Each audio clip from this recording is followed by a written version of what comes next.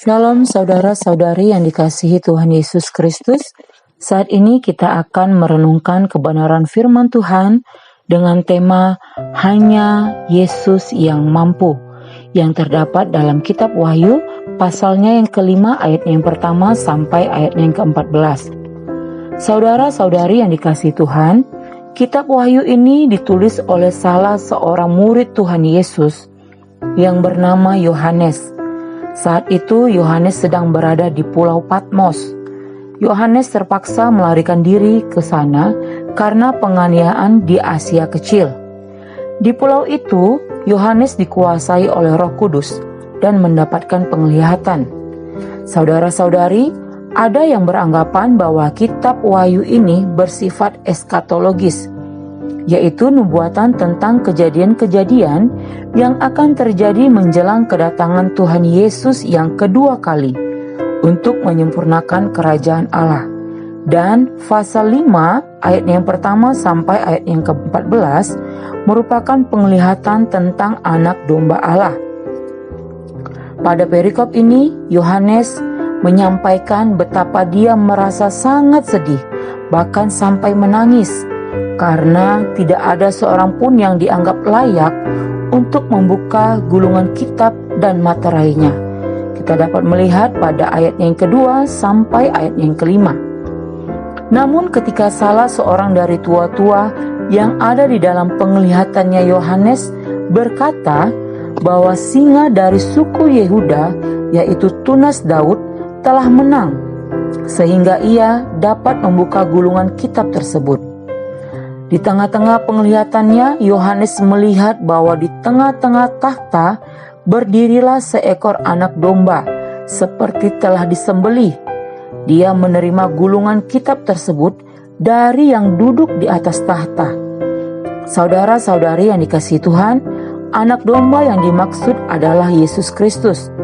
Kita dapat melihatnya dalam 1 Petrus pasalnya yang pertama, ayat yang ke-18 sampai ayat yang ke-20. Dialah yang telah mengorbankan dirinya menjadi tebusan bagi semua manusia untuk menyelamatkan manusia dari hukuman dosa.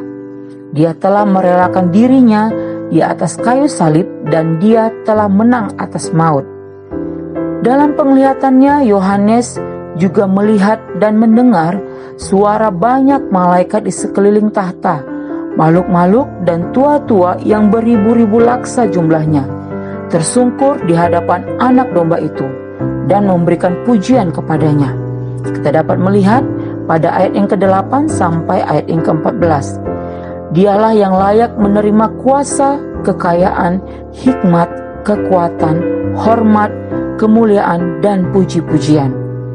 Saudara-saudari yang dikasihi Tuhan, dengan dibukanya kitab dan materai oleh anak domba, hal ini mengindikasikan bahwa dialah atau Yesuslah yang memegang seluruh kendali atas hidup manusia. Di dalam Yesus ada pengharapan dan jaminan akan kerajaan Allah. Tidak ada kuasa lain yang lebih hebat daripada kuasa Yesus Kristus. Dialah yang mampu memberikan keselamatan kepada semua orang yang percaya kepadanya. Bahkan dalam Injil Yohanes pasalnya yang ke-14 ayat 6 dikatakan bahwa Yesuslah jalan kebenaran dan hidup. Dialah jalan untuk kita dapat sampai kepada Bapa. Di manakah tempatnya Allah Bapa berada? Yakni di surga. Dengan demikian, Yesuslah yang mampu menjamin setiap orang yang percaya kepadanya untuk dapat sampai kepada kehidupan yang kekal, yaitu surga.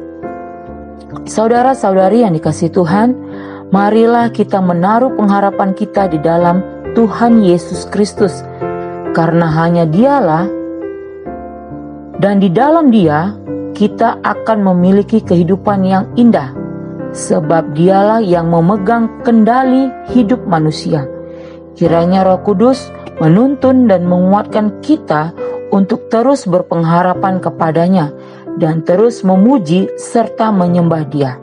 Selamat beraktivitas. Tuhan Yesus memberkati. Shalom.